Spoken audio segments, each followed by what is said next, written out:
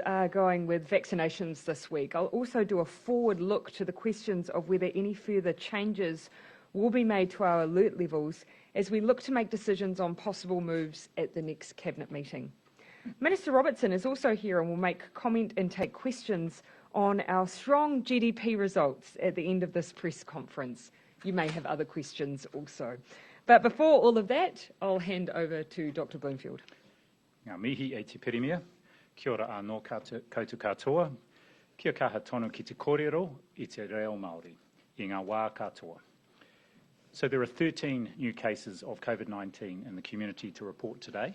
All of these are in Auckland, and the total number in this outbreak now is 996. There are now 460 cases who have recovered, which is great news. 15 of those are in Wellington, and the remainder are in Auckland. There are also 5 border-related cases to report in recent returnees in our managed isolation facilities. As of late this morning, all but one of today's community cases are linked to known cases, with most being household contacts. The interview is underway with the remaining case, and this is a person who presented to Middlemore Hospital with no COVID symptoms, but who was swabbed as part of the wider testing now underway at Middlemore. There are 19 people in hospital today still with COVID-19, and 4 of those are in intensive care units, all requiring ventilation. We continue with our comprehensive testing program, and yesterday there were 17,578 swabs processed around the motu. Across the Auckland region yesterday, more than 9,100 swabs were taken, which includes nearly 2,500 tests of both symptomatic and symptomatic people in our 7 suburbs of interest. In addition, around 2,300 essential workers were swabbed. I do want to acknowledge the excellent testing rates across those suburbs of interest, in particular Papatoetoe, Manurewa, Mangere East, Mount Eden, Otara and Mangere. And in all of those suburbs, nearly or around 10% of people have been tested since the 1st of September, so over a 2-week period, which is excellent. Another of the new cases today is a truck driver who has travelled over the Auckland boundary as part of their work to make deliveries. This driver is being interviewed by Auckland Regional Public Health to determine whether there are any locations of interest. If there are, these will be put up on the Ministry of Health's website. There may well be exposure events, but they may not become locations of interest if there is just 1 or 2 or a small number of people and all those people are known. The driver was tested after isolating as a household contact of another case. This case does emphasise the importance of our approach to testing people travelling across the Auckland boundary. Just a reminder that after 11:59 p.m. this evening, all permitted workers who cross the alert level boundaries must be able to show proof that they have had a COVID-19 test in the past 7 days. This is in addition to the evidence they need to show that they are permitted to cross the boundary. As this is surveillance testing, permitted workers who have these tests are not required to isolate or stand down while awaiting the test result. Police will begin checking compliance with this requirement from midnight tonight, and people who cannot provide the required information will be turned back. I do want to thank the employers of permitted workers who've been working closely with our teams across government agencies to ensure that their workers will be able to comply with the requirements. Many employers have made arrangements for on-site testing. And those who need to get tested, if it's not on site at your place of employment, you can of course go to any of our community testing centres or a GP. There is also going to be a pop-up testing centre at the mobile station in State Highway 1 at Meremere from tomorrow. As well, there are saliva testing pick-up and drop-up points throughout the country and near the Auckland boundary at Waitomo, Bombay and the Waitomo Te Hana stations operating from 7 a.m. to 7 p.m. Monday to Friday. On rapid antigen testing, yesterday 100,000 rapid antigen test kits purchased by the Ministry of Health arrived in the country. These are being used in 2 pilots. The first is being used testing of patients arriving at Middlemore Hospital's emergency department. In this case, samples for rapid antigen testing will be taken from people who are having swabs taken for laboratory PCR testing and who consent to an additional sample being taken. It requires another swab at the front of the nose. This will help assess the accuracy and usefulness of the tests in this setting and how it can be operationalised, as well as, if someone is positive, give an early indication. The second pilot will be one that is being rolled out as part of the Reconnecting New Zealanders work for people arriving at international airports, and details of that pilot are still being worked through.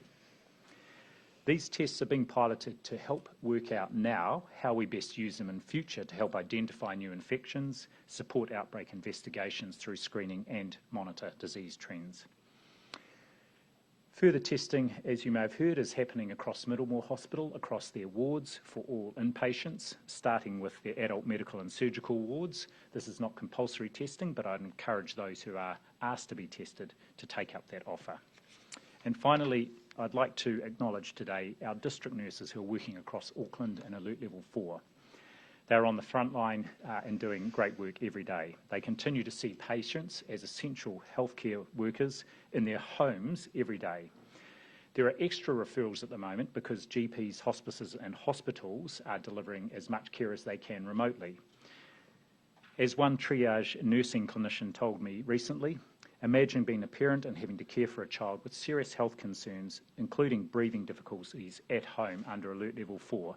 In these instances, our district nurses can help with the often intricate and complex care that is required and provide reassurance to both those children and their whānau that they are getting the care they need.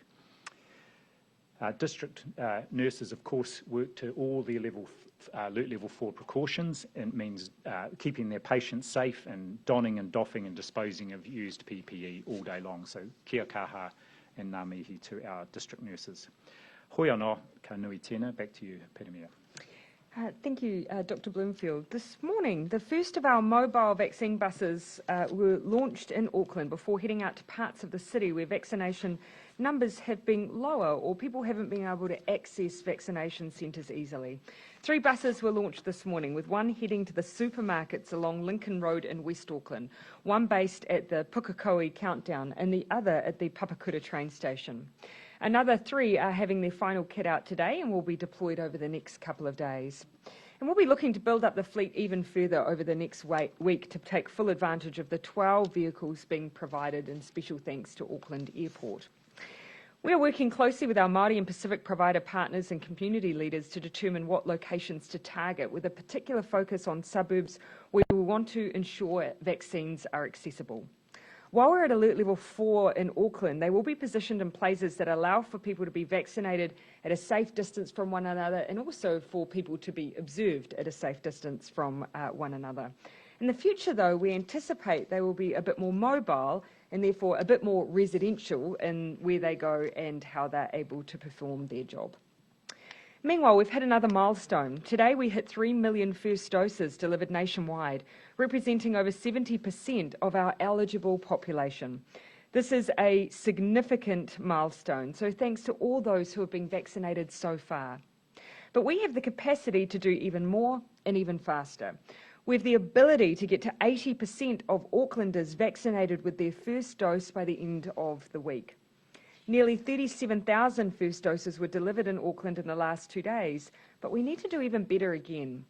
For those of you who are yet to get that first vaccine, I encourage you to get out there and to do it today. Head to your nearest drive-through or walk-in provider and join the tens of thousands of Aucklanders who have done their bit this week. It's the most important thing you can do to help us as we work together to get out of lockdowns. If you're not sure where to go, I want to explicitly mention the places where you have options. These are places where you don't require a booking. In the south, there is the Airport Park and Ride, the Papakura Marae Vaccination Centre, the Manurewa Vaccination Centre at 81 Finlayson Ave, Clendon Park, the Otara Vaccination Centre at 5 Otara Road, the Pukekohe Vaccination Centre at 6 Ralston Street, and the Takanini Vaccination Centre at 8 Great South Road. If you're out west, you've got the option of the Trusts Arena at Central Park Drive, the Henderson Vaccination Centre at 28 Catherine Street, or the Westgate Vaccination Centre on Westgate Drive. And if you're in central Auckland and looking for a walk-in opportunity, there's the Vaccination Centre at 35 Graham Street, our recently established CBD site, the Epsom Vaccination Centre at 382 Manukau Road, the Mount Wellington Vaccination Centre on Leonard Road, Mount Wellington, or the Tamaki Glenis Vaccination Centre on Moran Road. If you're in the north, drop into the North Shore Airport drive-through vaccination centre on Postman Road, the Albany Vaccination Centre or the Birkenhead Vaccination Centre. That one's at the corner of Highbury Bypass and Birkenhead Avenue, and again, these are all available for drop-ins. If you're in the east, you can visit the Highbrook Vaccination Centre at 31 Highbrook Drive, and of course, if you're in the south or the west, keep an eye out for the mobile buses. And remember, again, you can turn up at any of these sites. No bookings, there is spare capacity, take your whole family bubble with you, and of course, it's completely free. As I said, with COVID, our efforts to defeat the current outbreak, vaccinations are incredibly helpful, both now and into the future. Before I finish today, though, I want to touch on questions we've had on whether there will be any changes made to the alert system going forward. We all know Delta is more dangerous and more difficult, and because of that, we have adapted our response. A few weeks ago, we stepped into Alert Level 2, and we made changes to reflect the risk we faced. We also said we would consider whether we needed to do the same to Alert Level 1. Cabinet has considered the settings at Alert Level 1, and we've received the advice of Dr. Bloomfield and the Public Health team. We've reached the conclusion that Alert Level 1 will remain the same. At this level, we are prepared. And prepared means, of course, we scan, we wear masks in high-density places where it's hard to contact trace, like buses. But we don't have COVID in the community, and so we otherwise have pretty normal lives. That remains the objective of Level 1, and we don't believe it needs to change, even with Delta. But the most important consideration here is that Alert Level 1 has always been for an environment where there is no risk of community transmission, where COVID, or indeed Delta, doesn't present a risk, when it's outside our border walls, not in it. That means, so long as Auckland is in the higher alert levels of 3 or 4, we believe we will need a greater level of preparedness in the rest of the country. Right now, while Auckland is at alert level 4, the rest of New Zealand is in a very high level state of precaution. We entered in on the top rung of Delta Alert Level 2. We do not believe that the rest of New Zealand will need to necessarily stay on the top rung. If on Monday we confirm our in-principle decision to move Auckland to Alert Level 3, we will consider specifically an increase in the number of people who can gather together, including in hospitality venues. We anticipate this would be lifted to 100 people. Essentially, as Auckland moves down, the rest of New Zealand can ease a little too, whilst remaining on high alert. While final decisions will be made at Cabinet, we wanted to give a forward preview of our direction of travel. Businesses have rightly been asking if we can give signals in order for them to best prepare. What is clear from our consideration, though, is that our alert level system served us very well over the last year and a half, but as vaccines become part of our toolkit, we need to integrate them into our alert level system. We're doing some thinking on this as we speak, and we'll keep you updated on that work. For now, though, we're happy to take questions. Minister, can we get some more details about the truck driver who crossed the border? Was it north or south? How many places of interest they went to, and how nervous should people be on the borders of just outside the borders of Auckland? So I'll give Dr. Bloomfield just the opportunity to speak on some of the details, and then I'll speak on the more general questions you asked. So early information so far, the truck driver travelled to Hamilton, Cambridge and Tauranga. However, we're not sure if this was during the infectious period, and that will come out of the discussion that's happening with the driver at the moment by our public health team. If there are any locations of interest, they will be made public. There may not be any, because it may be that the only potential contact that the driver had was with 1 or 2 or a small number of people. All those people are known at specific locations.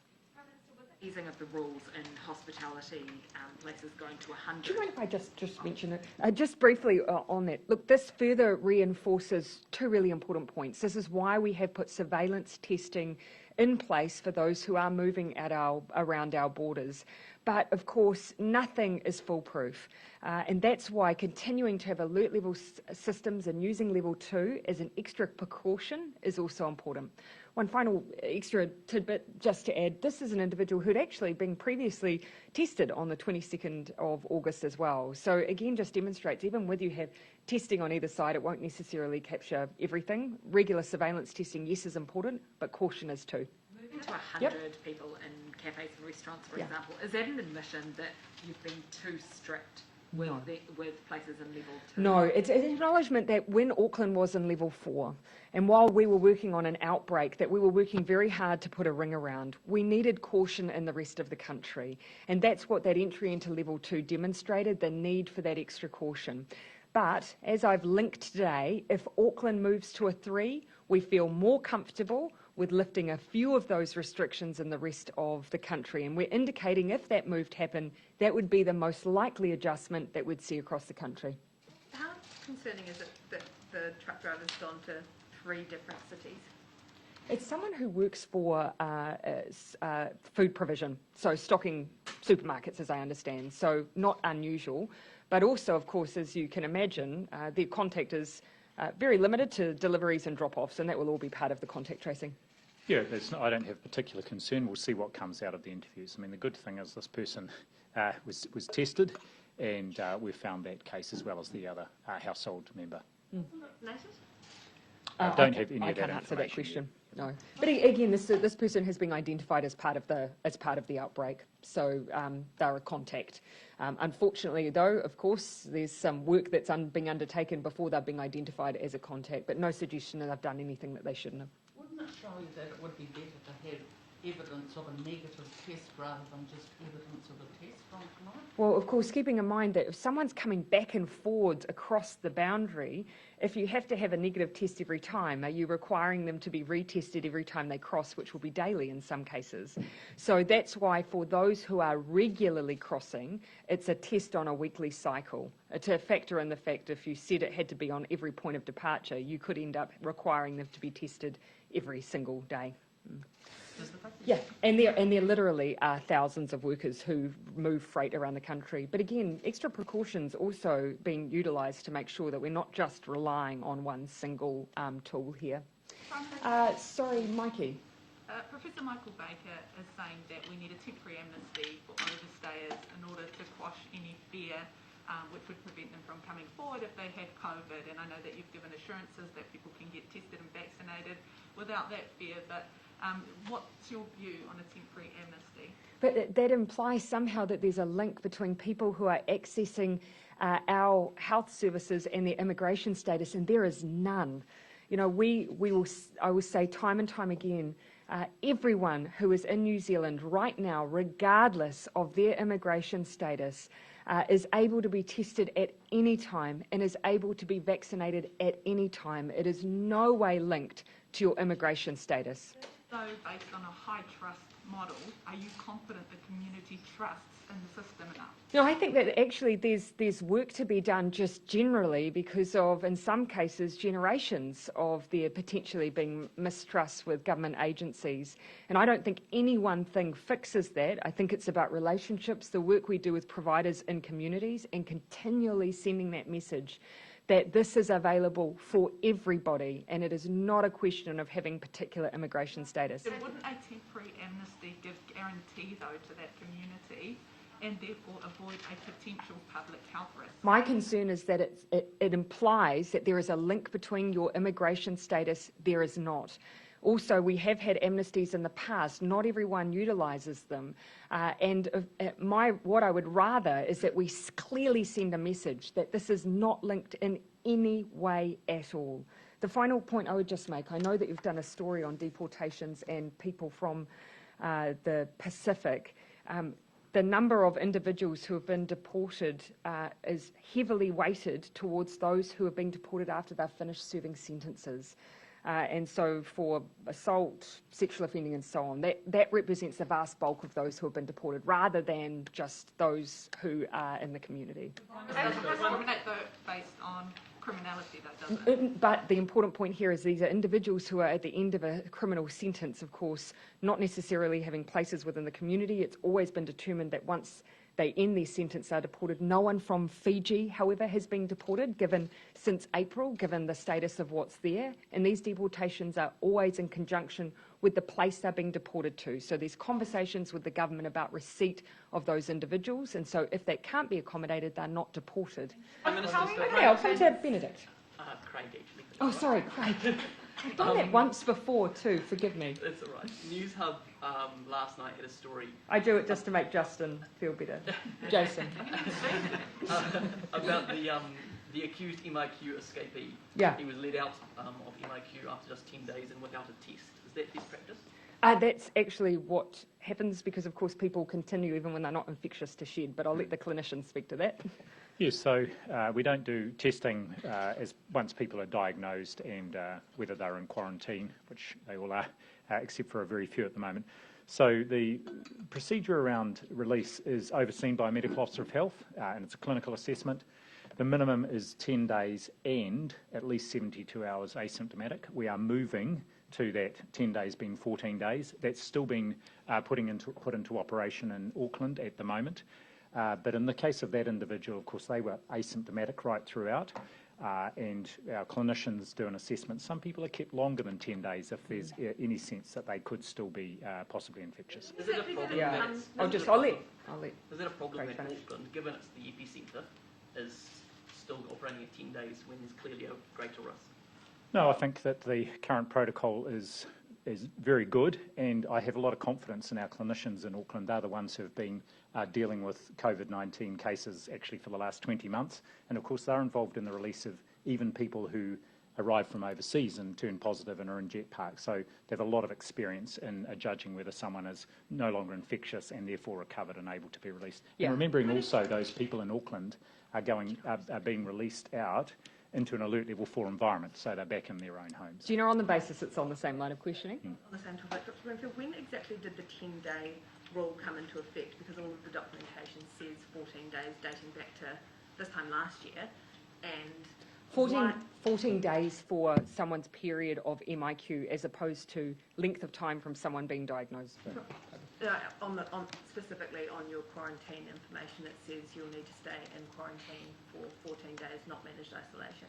So when did that 10-day? So yes. Sorry, what I'm distinguishing is someone who's diagnosed with COVID.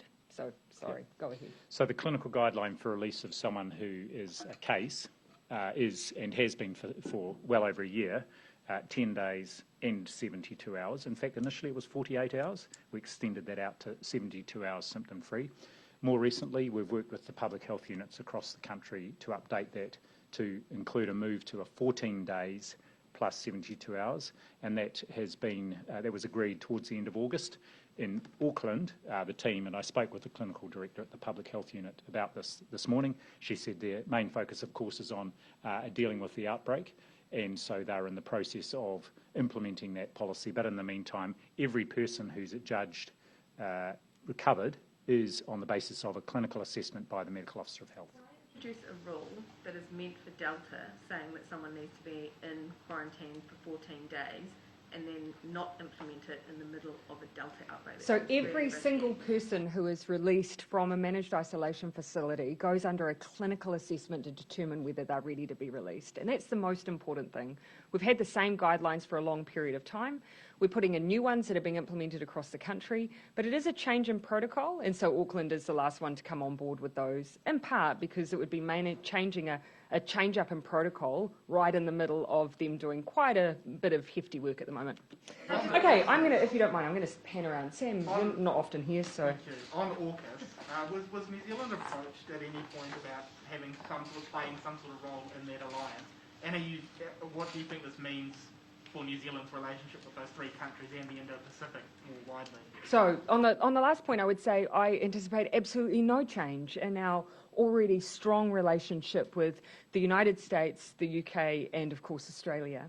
On the first question, no, we weren't approached, but nor would I expect us to be. The centrepiece of this arrangement is the building of nuclear-powered submarines to be based out of Australia. And Prime Minister Morrison, and indeed all partners, are very well versed and understand our position on nuclear-powered vessels and also nuclear weapons. That, of course, means that they well understood our likely position on the establishment of nuclear-powered submarines and their use in the region. It is broader than that, though, isn't it? So they're also covering cyber defence, AI work. Are you concerned that that could supplant some of the existing frameworks where New Zealand is involved? No, I'm not. No, I'm not. I'm not concerned by that. And of course, it doesn't change. This is not a treaty-level arrangement. It does not change our existing relationships, including Five Eyes, or our close partnership with Australia on defence matters.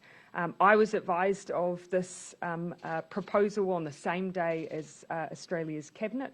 We stay in close touch on matters of importance to both of us. But as you can imagine, Prime Minister Morrison was also very well aware that New Zealand was unlikely to be interested in building nuclear-powered submarines. Sorry? Are you concerned that this is going to heighten geopolitical tensions? You know, China's already responded. So look, I would say that we have worked hard, as Australia has done, to ensure greater engagement by the United Kingdom and the United States in our region. But our lens will always be from that of a Pacific nation and our view on what is best for our region. We want peace, we want stability, and we want a rules-based order that is preserved in our region. And that is the position we'll come at on all of these issues. But I do want to see greater engagement in our region more generally. Just on that, Yeah. How can you say it won't change our security and intelligence relationship when they've effectively formed another group that we are not part of? It is not unusual for countries to have a range of different security or defence partnerships. And there are a number, of course, that Australia belongs to, and of course we engage at a bilateral level also. But this is not at the level, for instance, of our existing partnership that includes the United States, the UK, Australia and Canada, and this does not diminish the existence of that arrangement. The one thing I'd say is that again, the centrepiece, the anchor of this arrangement are nuclear-powered submarines, and it will be very clear to all New Zealanders and to Australia why New Zealand would not wish to be a part of that project. It is the anchor, but it is part of a broader structure, as Sam mentioned. Aren't we missing out on that, and couldn't we have worked out a way that we could still be part of it without having that as the centrepiece? And indeed, if we were, that then would probably look something like Five Eyes, which we are already a part of. Yeah. Centering New Zealand as first and foremost a Pacific nation. Yes. Are you sort of, does that diminish the role New Zealand plays on the world stage, or is it an acknowledgement that we just simply can't play in the big leagues that Australia seems to want to? No, you misunderstand me. I'll refer you to my speech on the Indo-Pacific at Te Papa not so long ago, where first and foremost we anchor ourselves in the Pacific. But equally, we see the value of understanding the role that we have to play within the Indo-Pacific. But it does lend us then to have a slightly different lens as members of the Pacific. It does not change or diminish the role we have to play. And I would be the last to ever imply that New Zealand does not have a strong role to play in our region, and that we very much pull our weight in the region. Does it, on pulling weight though, does it give I think it just really just gives a sense of the perspective that we have, though. Does it give you cause to, there's been talk of a re-evaluation of defence spending promises or commitments or plans, from what I understand the Finance Minister might be running a ruler over it. Does it give I'm sure the Finance Minister will be very happy to correct you on that himself. Does it give you, cause to re-evaluate where New Zealand might be heading in defence spending? No. In fact, we've had an extraordinary investment, as you've seen us moving between P3s and P8s, an extraordinary investment in lifting our capability and increasing what we have as assets within our Defence Force. So I would disagree with that. Again, I push back on the sentiment that in any way New Zealand is doing anything other than its bit. But we have an independent foreign policy. We'll take our own view on foreign policy issues. We'll continue to make a contribution, but our lens is very much peace, stability, and a rules-based order. That'll always be the case. I'm going to keep panning around. I'll go Ben. On AUKUS, would in line with that independent foreign policy, will you fight for nuclear subs going into the Pacific? Sorry, could you? In line with that independent foreign policy, will you be against Australia's nuclear submarines going into the Pacific? Well, certainly they couldn't come into our internal waters. Our legislation means that nothing that is wholly or fully powered, no vessel that is wholly or fully, partially or fully powered by nuclear energy is able to enter into our internal waters. So that is in fact a position that has been held across parties for a long period of time. Be very interested to see if any other party is changing their position, given the comments I've seen from the National Party. Look, again, we've got to make sure that we're consistent. For us, it's our internal waters, and so that's where we have jurisdiction, and that's where, obviously, we're taking a position on that. But, again, I am pleased to see that the eye is being turned to our region from partners that we work closely with. Because, of course, this is a contested region. There is a role that others can play in taking an interest in our region, but the lens we'll look at this from will include stability. Yeah. How are you going to convince? I'll come. Yeah. Cases for the last fortnight have been stuck between about 10 and 33. There have no doubt been less cases in the community. Well, you cut it. I mean, I would have called it a steady decline recently, Ben. Yes, the last fortnight it's stayed between 10 and 33. Yeah. There's no doubt there was more before that. So I guess, like, are we reaching the limits of what this lockdown can achieve, or are you confident that cases will drop to single figures next week?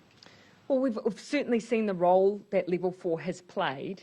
We've given an indication that based on the trajectory we were seeing, we believed that we would be in a position next week to move to Level 3. So that's us giving an indication that Level 4 is doing what we believe it needs to have done.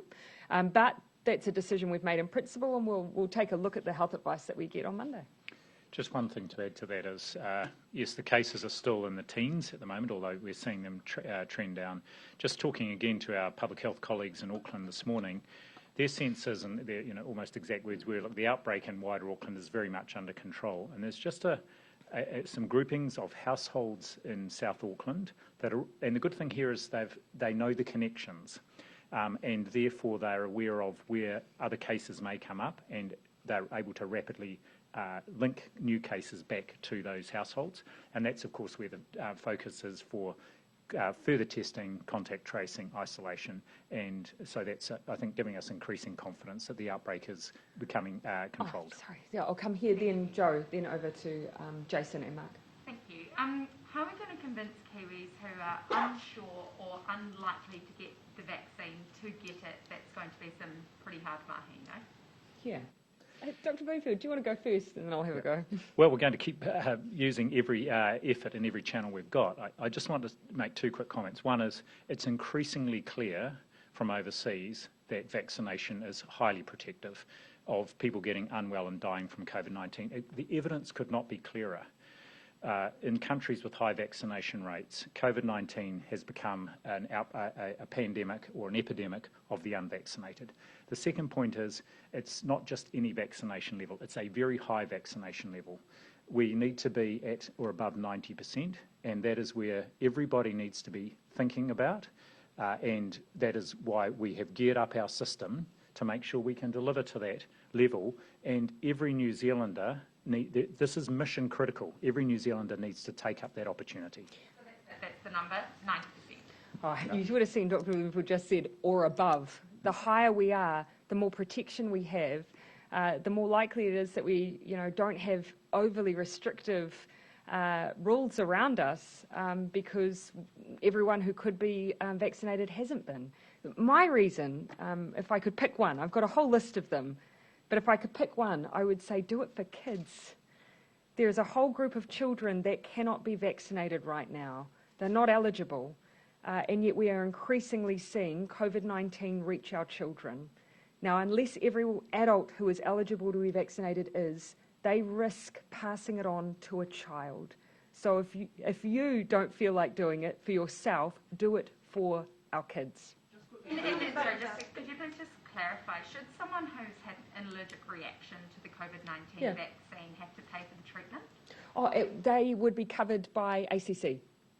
So they shouldn't be charged if they need some kind of medical No. attendance? No, there's already provision if, for instance, someone has a reaction to a flu vaccine. There's already provision under ACC for that to be covered. So yes, if anyone's having any issues with that, reach out to ACC or to a local MP to support you. But yes, that should be covered. I said that I was going to go Joe, Jason, Mark, and then I'll come back to you, Claire. And then I'm going to leave a little bit of time for Minister Robertson. Just on those level 1 settings. Yeah. How much consideration did Cabinet give, and I'm interested in your advice too, Dr. Bloomfield, around mandatory masking and mandatory record keeping? Because we know that if something becomes normalised, then that's better, and you don't get the issue of people kind of not doing it and becoming complacent. So what consideration was given to that? Yep. So you will have heard us say that, of course, what we're matching is risk. And so if Auckland continues to be in these high alert levels, that's because there's risk of COVID, and therefore there's risk of COVID to everyone. And so that's where we actually do need to keep up the mask wearing and the scanning. That's best achieved with alert level 2 settings. Although if Auckland's moving down, we feel more comfortable making adjustments. If you are in an environment where there's actually not risk of COVID, then the mask use, yes, we're keeping it in public transport, but less so day to day. But scanning, yes. Scanning applies all the way through. So those changes that we've made come down and apply at level 1, because that is the precaution you want in place if you have an outbreak to retrospectively go back and find out where your contacts are. So that continues. And that's been part of the policy decisions we took some time ago, so that's not new. Did you have a particular view on the masking, Dr. Bloomfield? Yes, I did, and it concurs with the Prime Minister's. The thing about alert level 1 is and this is what our team's advice is, alert level 1 is alert level 1, and that means essentially we can enjoy all the freedoms we've enjoyed for much of the last 20 months. Of course, what we're now thinking about is when we go back to enjoying all the freedoms we have had, and as we get our vaccination rates up, what are the other measures we might need, but not just in the community, also at the border, and in particular that then segues into the work around reconnecting New Zealand. So, lastly on that, I guess in a Delta environment and when everyone can agree that the border isn't perfect, is there not that sort of underlying risk all the time? How is level 1 really a risk-free zone?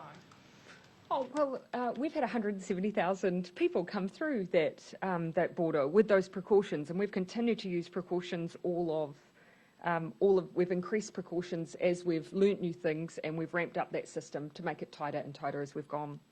But essentially, remember, we've had long periods of no cases, and what you're suggesting is that people should wear masks all of the time when we've essentially been COVID-free.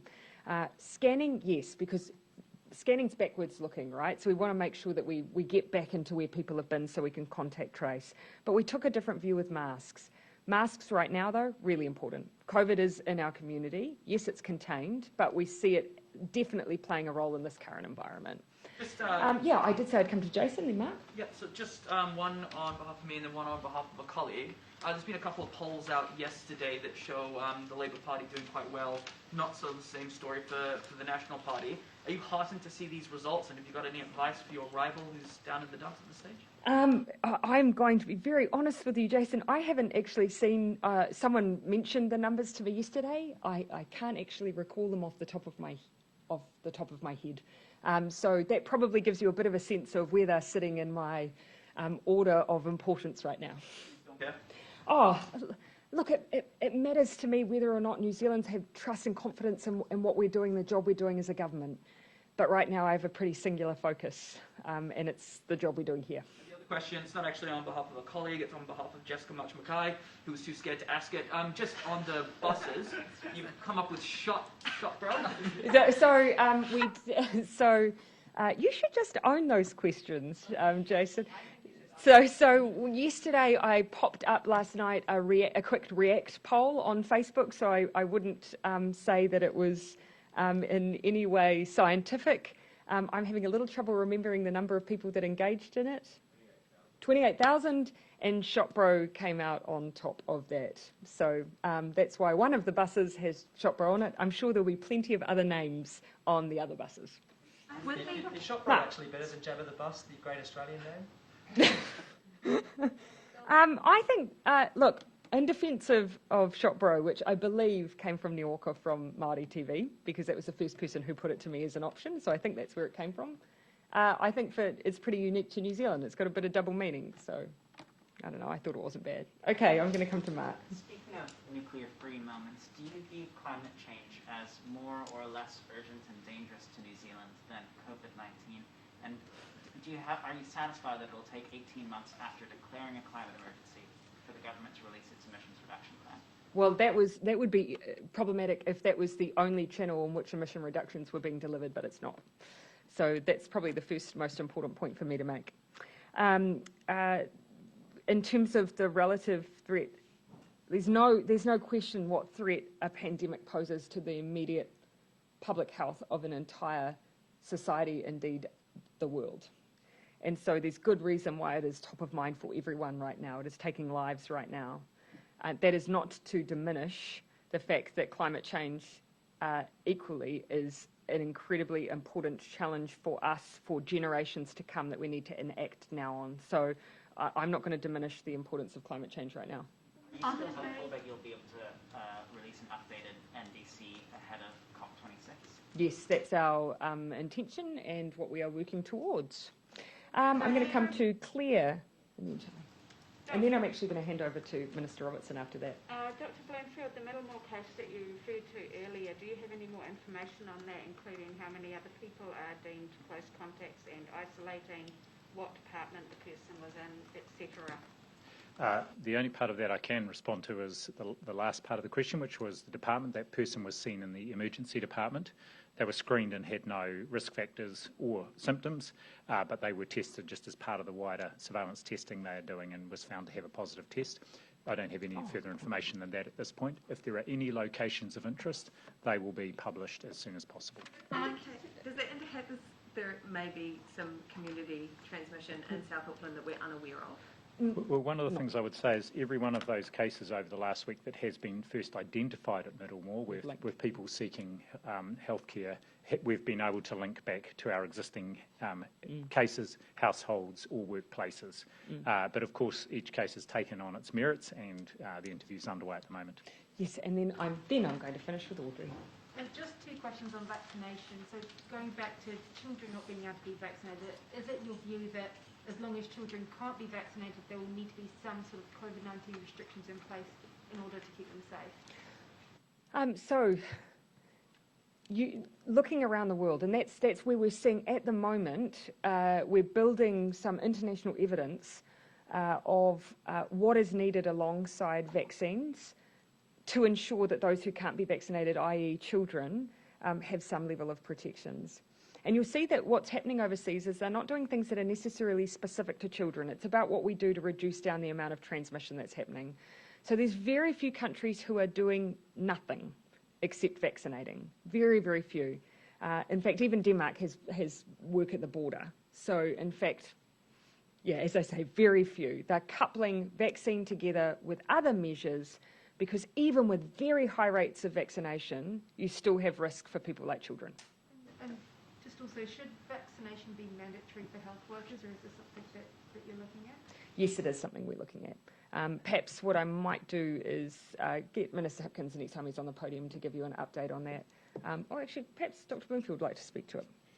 Just that we've certainly given advice around this, and my advice as Director General is that we should have a high expectation of our health workforce to be vaccinated as part of both protecting patients that they are seeing, but also as part of ensuring that our health workforce is able to function and deliver care that is needed. I think the public would have that expectation, and I don't think it's an unreasonable one.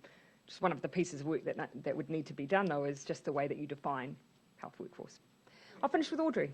I just wonder how many of today's 13 are from Snell's Beach, and also when is the driver going to be interviewed, and will you put up on your website, even if it's clear, to sort of allay fears for people and where he's been? Sure, we will give an update later on, including if there are any locations of interest.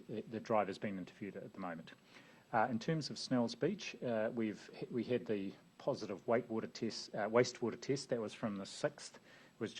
We got the result yesterday. A further sample was taken yesterday, and in the meantime, the Public Health Unit is doing several things. First, look at which people who were cases from that Warkworth's Snell's Beach area previously have now been discharged back to the community, and there are several who were in quarantine who are now back there recovered.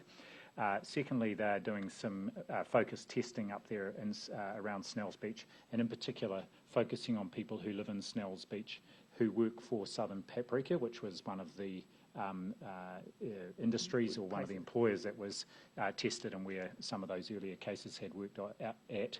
And so we'll have an update on that. But at the moment, no, none of the new cases are from up there. Well, yeah, as Dr. Bloomfield said, there is a possibility of someone that we know who has been released that it may link to, but we just need to do a bit of work. In the meantime, precaution is always best. So if you're in the area and you're symptomatic, please make sure you go and get a test. There's a group of young women... that feels pretty sneaky. You are definitely my last one. Sorry, thank you. There's a group of young women involved in sports and education in Afghanistan seeking visas to come to New Zealand before being killed or sold off. Why are we not taking any more resettlement visa applications, and what opportunities will there be for people trying to get paperwork to come here?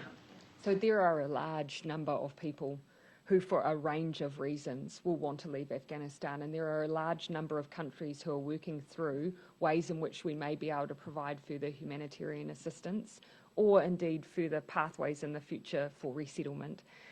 One thing that you will see is some of that work. We've already been a part of that effort, but what we need to do is then update you on the next steps, having already evacuated over 390 people, the next steps in supporting those who already have legal right to be in New Zealand, and the other assistance we might be able to provide. Thanks everyone. When will you make a decision on that? As soon as we can.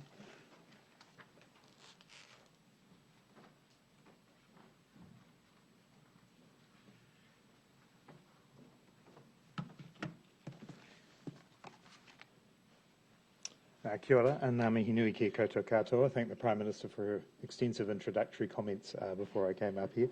I'm here to take questions on today's GDP results and obviously any other matters in my areas. Can I just start by saying that this is a very positive result and does show the resilience and the strength of the New Zealand economy heading into this current outbreak. A 2.8% rise in the June quarter was well in advance of what any economic forecasters were predicting, and I do think it shows not only the resilience of the New Zealand economy but also the value of the approach that we've taken with a science and health-led approach that has delivered a stronger economic outturn for New Zealand.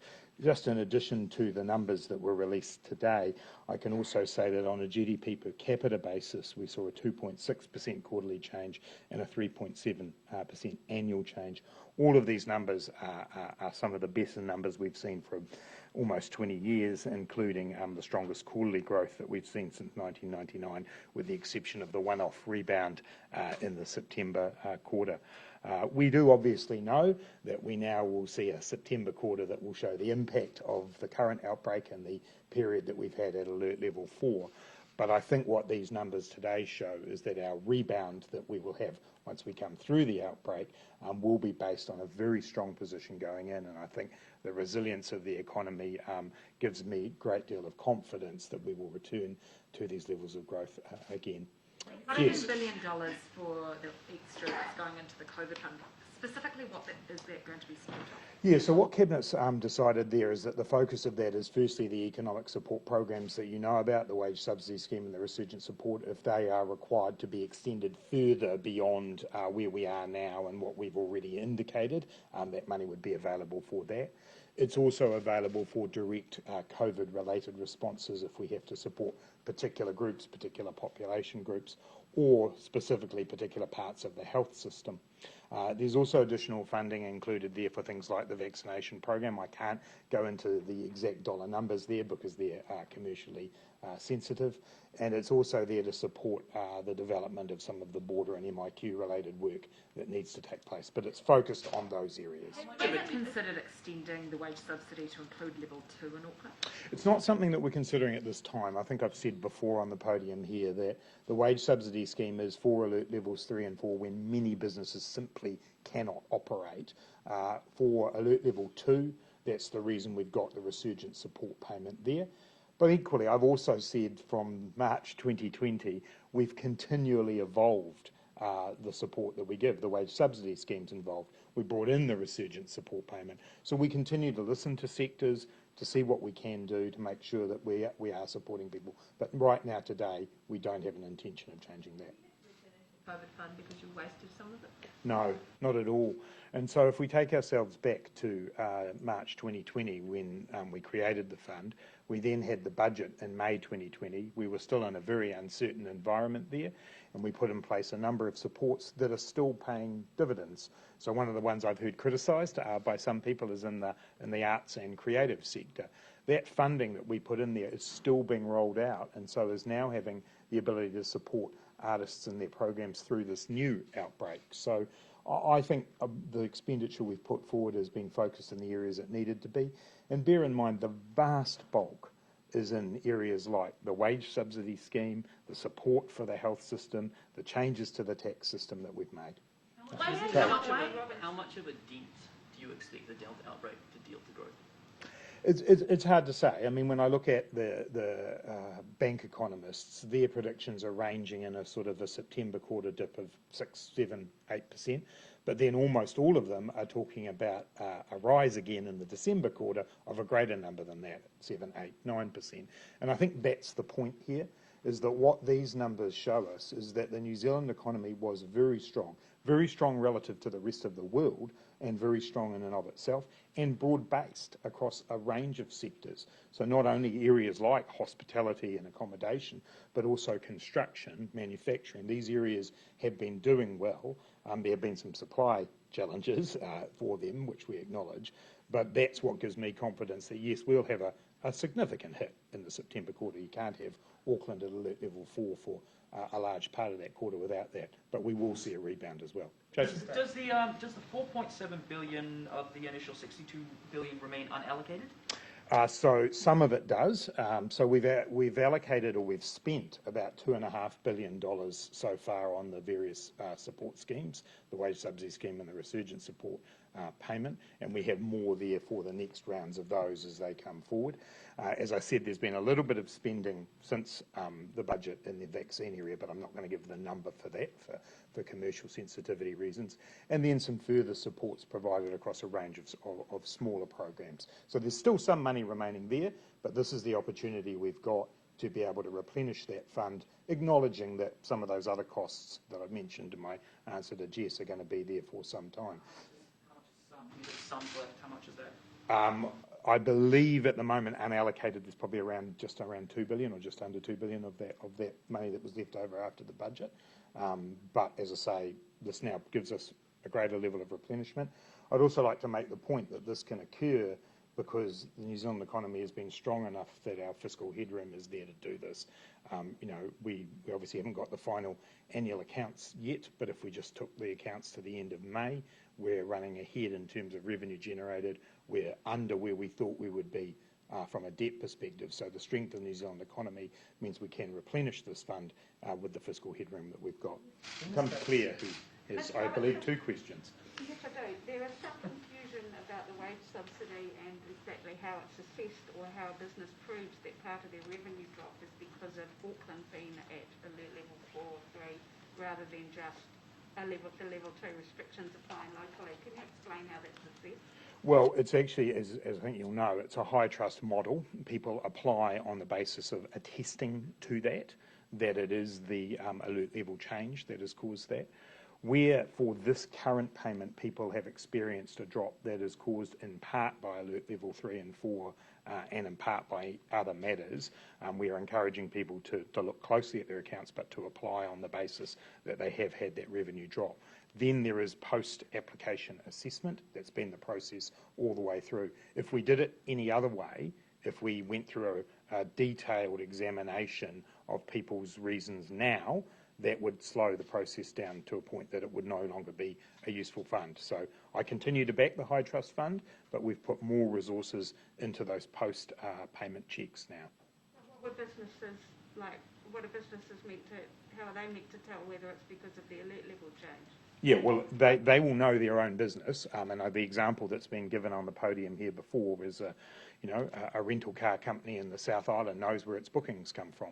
They know that 70-80% of their bookings were from Auckland. They are able to sit there and say, well, we know what it is that's caused our revenue drop. you know how many public servants have been unable to or told to stay away from work because of level 2? I wouldn't be able to give you that information. Each public service agency, the chief executive is the person who determines matters to do with staffing and the way that employees work. What I can say is that I know that the Public Service Commission has been communicating with chief executives that they encourage people to be in their normal place of work in line with public health guidelines. So there will be some workplaces where, in order to do the spacing and the physical distancing, it may be necessary for some people not to be there, but the Public Service Commission's encouragement is for people to come back to their normal place of work. Bear in mind, some public servants have mixed working from home, working in the office days as well. Ben. Hard though when... Oh, sorry, Jessie. Sorry, just following up on that, is that a bit hard though when Parliament sets the tone and we're still very locked down and very restricted here? Yeah, so Parliament's run by the Speaker. I understand that, but I mean, So obviously you have a different view to the Speaker about how Parliament... What I don't, and it's not, bear in mind, it's not me that manages the public service in this regard either. It's the Public Service Commission and chief executives.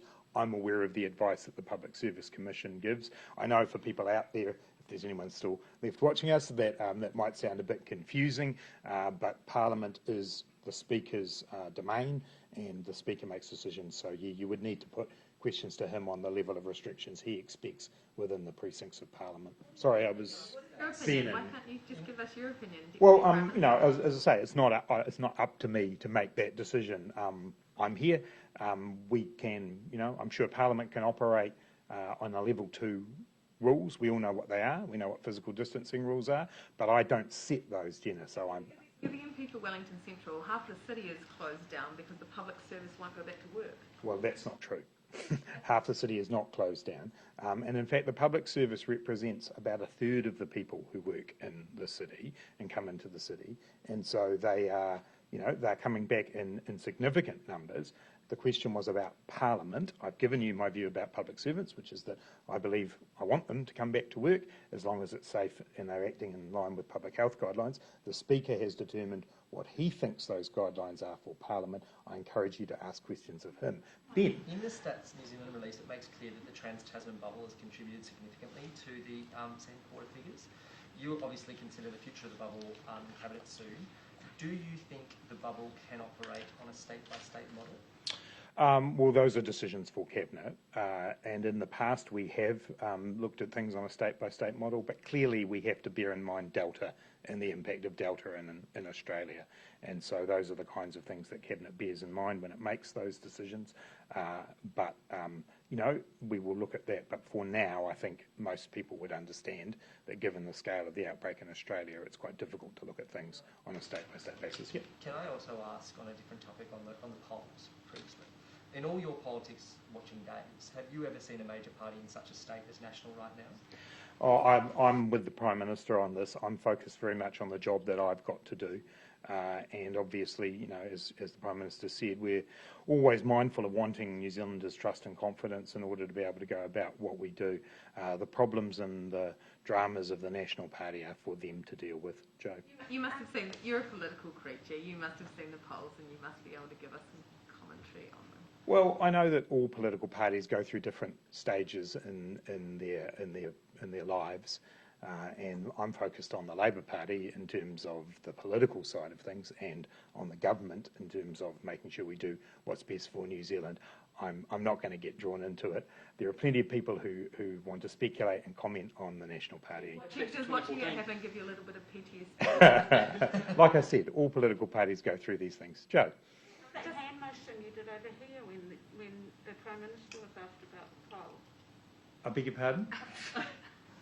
I would have been affirming her, Claire. Joe? I'll just wait until everyone else is finished. Could you show us? Could you reenact it, Claire, perhaps for people? Because I don't recall it. Thank you. Joe? Just back on the public service stuff, do you think that it's about time now for a bit more BAU around this place? Around Parliament? As I say, I think the rules around Alert Level 2 are clear for the way in which businesses can operate.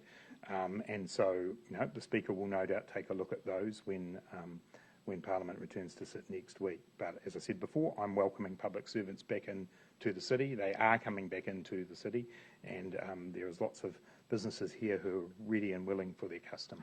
Thomas, I mean more broadly than that. I don't mean just like coming and sitting on your seat in the chamber. Like in terms of ministers, their workload, ministries, we're not seeing work programs, press releases. We're not seeing activity because it's under this sort of shadow of COVID. So now that a lot of the country has been in level 2 for a while, wouldn't the expectation be that you would be starting to see some of those work programs? I would differ from you there.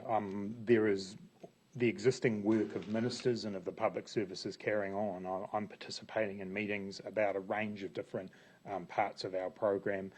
Public servants are working. Some of them aren't working in their normal offices, but they're still working.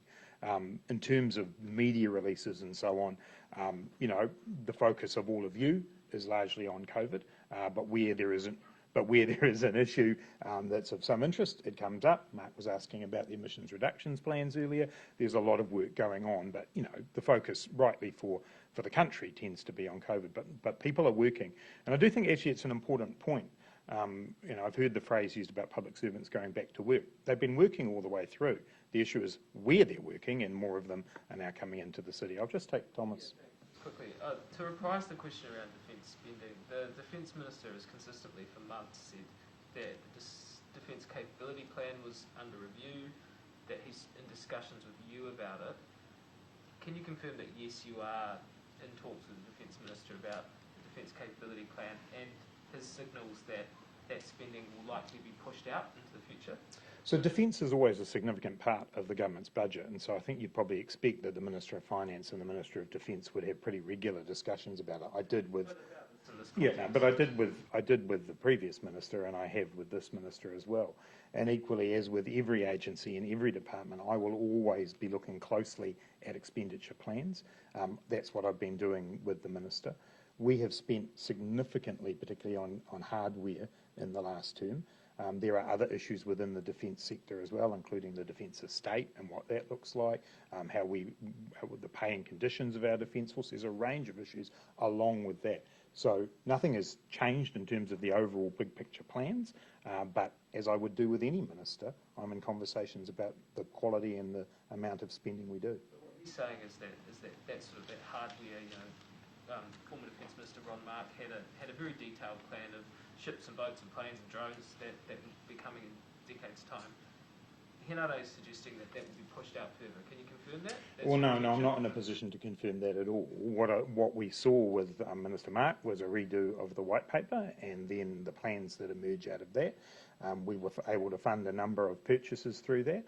That plan is still there, but as with every minister, at any given moment, you take a look at the program. So even though Minister Mark designed that plan, the funding of it gets agreed as we go forward in stages, and so that's the process we're in now. Jenna. Minister Robertson, was Simon Bridges a better leader than Judith Collins? I'm not in a position to comment on that. I do note that members of the National Party at different times have had different views about who's the best leader, but I'm going to leave that to them to decide. COVID economic support, so you mentioned possible further support for different groups earlier on in the discussion.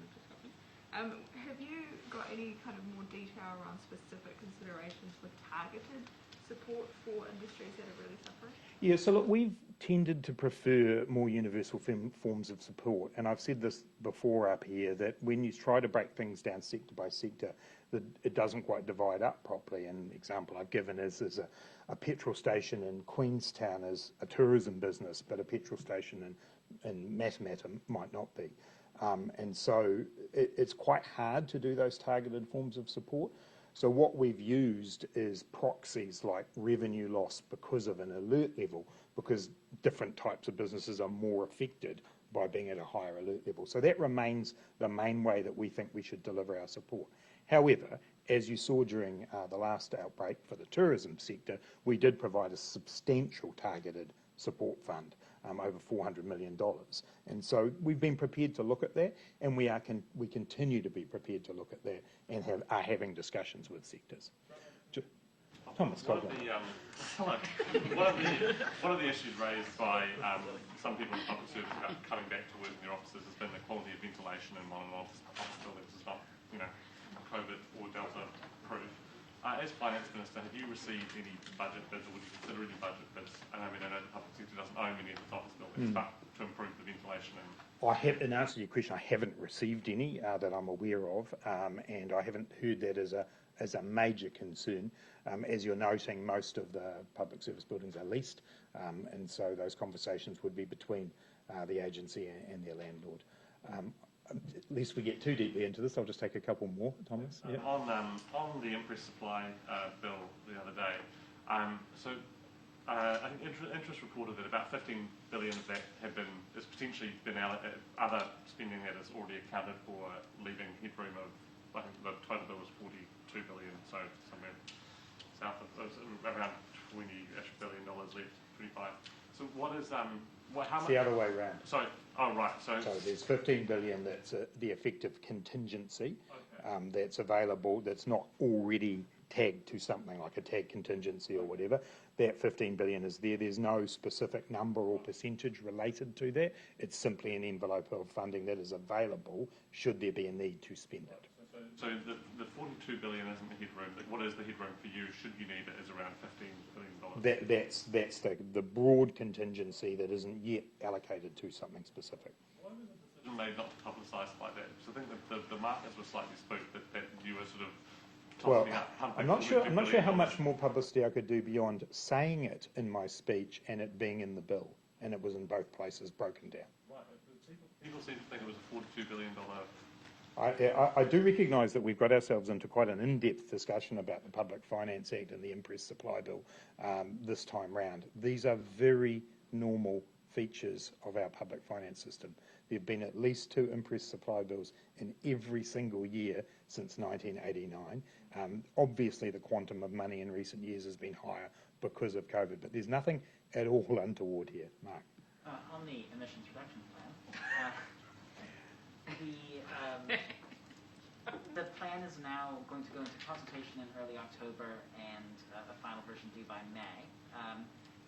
How's that going to work in terms of the timing of budget bids in particular, which we normally do well before the end of the year? We don't work in complete silos here, so it's not like these projects are being done by somebody outside of government. It's the same people who will be bidding in to the budget, so we're going to be considering those as we go. It'll be a simultaneous exercise. I'm just going to take a couple more and then wind up. Jason. Just on the wage subsidy scheme, have you got numbers on how many people have applied so far and how much is being given out, just ahead of tomorrow's reapplying? I haven't got them with me today, but I can happily send them through to you, Jason. I know that between it and the resurgence support payment, we're up around the $2.5 billion mark now, but I can get you the breakdown between the 2 different versions of the scheme. Patrick's lurking behind you, I'm sure he'll be able to do it. The scheme's going well so far, it's working? It is. Obviously, as we've stated before, it is very important that when people apply, that the information they provide in applying for the wage subsidy scheme is the same information held about their company by Inland Revenue. That has delayed some of the applications because we've had to go back to firms to be able to do that. That is excellent. Thank you. Sorry, Jenna. One more. You're going to go back to the National Party again? She's done. She's done. She's so done. Which is better for Labour, Judith Collins or Simon Bridges? What's that hand movement you're making, Claire? Thanks, everyone.